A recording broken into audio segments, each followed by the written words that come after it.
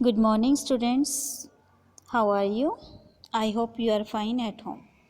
तो बेटा आज हम हिंदी की क्लास में ठुकरा दो या प्यार को कविता पढ़ेंगे। तो ये कविता सुभद्रा कुमारी चौहान की लिखी हुई है।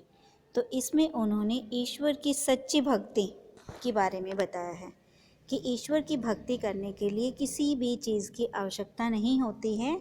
निष्काम भाव से हमें ईश्वर की भक्ति करनी चाहिए। ठीक है ना। तो हमारी भक्ति में प्रभु को कोई इच्छा होती है और ना ही भक्त को कोई इच्छा होती है। वो केवल ईश्वर से प्रेम करता है और वही वास्तविक भक्ति होती है। अब देखो क्या कहती है कवित्री कि देव तुम्हारे कई उपासक कई ढंग से आते हैं। देव मीन्स देवता और उपासक मीन्स पूजा करने वाले यानी कि भक्त। तो कवित्री क्या कहती है कि हे ईश्वर, हे भगवान, कि आपकी पूजा करने के लिए आपके भक्त कई ढंग से आते हैं। अब कई ढंग से का अर्थ क्या है कि वो अलग अलग तरीक़ों से आते हैं, बहुत कुछ लेकर आते हैं। ठीक है।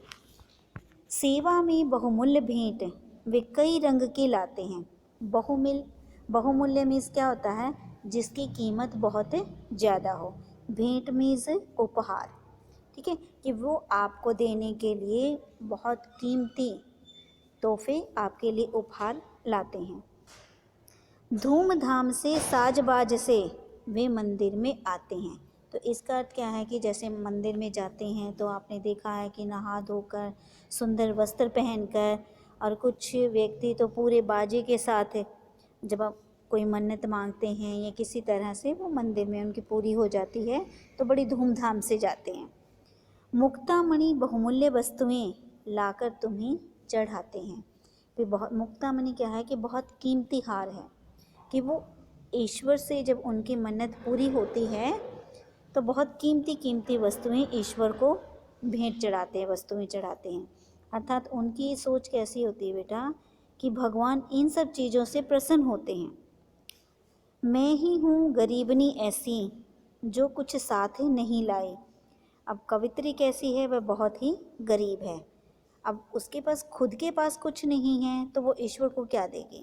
इसलिए कहते हैं कि मैं आपके पास आपको देने के लिए कुछ नहीं लाई हूँ।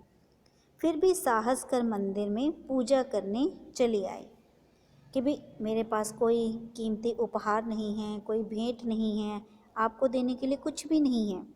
ठीक है, फिर भी मैं आपकी पूजा करने के लिए आपके मंदिर में आई हूँ। धूप दीप नैवेद्य नहीं है, झांकी का श्रृंगार नहीं है, हाई गले में पहनाने को फूलों का भी हार नहीं है। आपने इन पंक्तियों से देखा है कि यहाँ पर जो भगवान का भक्त है कवित्री बहुत अधिक गरीब है। तो क्या कहती है कि आपको चढ़ाने के लिए उसके पास देखो इससे ज़्यादा गरीबी क्या होगी कि वो ईश्वर को धूप भी अर्पित नहीं कर सकती, ना उनका दीपक जला सकती। नैवेद्य क्या होते हैं? जो हम ईश्वर को भोग लगाने के लिए कुछ खाद्य सामग्री चढ़ाते हैं। ठीक है, और ना ही मूर्ति का श्रृंगार करने के लिए उसके पास कोई सामान नहीं है। यहाँ तक कि मूर्ति के गले में पहनाने के लिए फूलों की माला भी उसके पास नहीं है। कैसे करूं कीर्तन, मेरे स्वर में है माधुर्य नहीं, मन का भाव प्रकट करने को वाणी में चातुर्य नहीं। तो कीर्तन क्या होता है कि ईश्वर का गुणगान करने के लिए जो भजन गाए जाते हैं।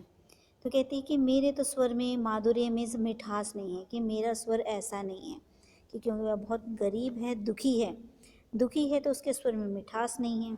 तो कहती कि मैं आपका गुणगान भी नहीं कर सकती, आपका कीर्तन भी नहीं कर सकती, और अपने मन के भावों को प्रकट करने के लिए मेरी वाणी में कोई चतुराई भी नहीं।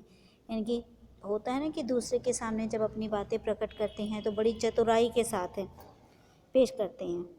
तो कवित्री को ऐसी कोई बात नहीं आती कहनी जिससे कि उसके ईश्वर प्रसन्न हों। आगे, नहीं दान है नहीं दक्षिणा, खाली हाथ चली आई। कि आपको देने के लिए मेरे पास कोई धन दौलत नहीं है, कोई दान करने के लिए वस्तु नहीं है, और मैं पूरी तरह से खाली हूँ। मैं आपके पास बिल्कुल खाली होकर आई हूँ। पूजा की विधि नहीं जानती, फिर भी नाथ चली आई। अब यहाँ नाथ किसको संबोधित किया गया है? ईश्वर को। विधि की मैं ये भी नहीं जानती कि किस प्रकार से पूजा अर्चना की जाती है, कि आपकी पूजा कैसे की जाती है। ठीक है, मैं फिर भी आपके पास आई हूँ। पूजा और पुजापा प्रभुवर इसी पुजारिन को समझो, दान दक्षिणा और निछावर इसी भिखारिन को समझो। अब यहाँ वे स्वयं को ईश्वर के प्रति समर्पित कर देती है कि आपकी पूजा भी मैं ही हूँ और आपकी पूजा का सामान भी मैं ही हूँ। ठीक है, हे प्रभु, पूजा का सामान भी मुझे समझो और आपकी पूजा भी मुझे ही समझो। जो कुछ भी दान दक्षिणा दी जाती है वो सब मुझे ही समझो, यानी कि सिर्फ मैं ही हूँ, मुझे ही आप दान समझो, सब कुछ मुझे ही समझो। मैं अपने आप को आपको समर्पित करने आई हूँ। मैं उन्मत्त प्रेम की प्यासी हृदय दिखाने आई हूँ। जो कुछ है वह यही पास है, इसे चढ़ाने आई हूँ। चरणों पर अर्पित है इसको, चाहे तो स्वीकार करो, ये तो वस्तु तुम्हारी ही है, ठुकरा दो या प्यार करो। देखो कितनी अच्छी बात कही है कि उन्मत्त क्या होता है कि जो प्रेम से लबालब। अब यहाँ क्या है कि जो भक्तिन हैं वो ईश्वर से अथाह प्रेम करती है, बहुत अत्यधिक चरम सीमा पर। वो कहती है कि मेरे हृदय में जो आपके प्रति प्रेम है, मैं वो आपको समर्पित करने आई हूँ, वो प्रेम आपको दिखाने आई हूँ, अपने हृदय को। ठीक है, मेरे पास सिर्फ प्रेम के सिवाय कुछ नहीं है और वही मैं आपको देने आई हूँ। और मेरा जो हृदय है जिसमें प्रेम भरा हुआ है वह आपके चरणों में समर्पित है। अब ये हृदय भी आपका है, मैं भी आपकी हूँ, क्योंकि आपको पता है कि हम सबको ईश्वर ने बनाया है। ठीक है, तो हृदय से जब ईश्वर से प्रेम किया जाता है वही प्रेम वास्तविक होता है कि ये हृदय आप ही की देन है, ये शरीर आपकी देन है, ये मन आपकी देन है। अब आप इसे चाहो तो स्वीकार करो या फिर इसे ठुकरा दो, ये सब कुछ आप पर ही निर्भर है।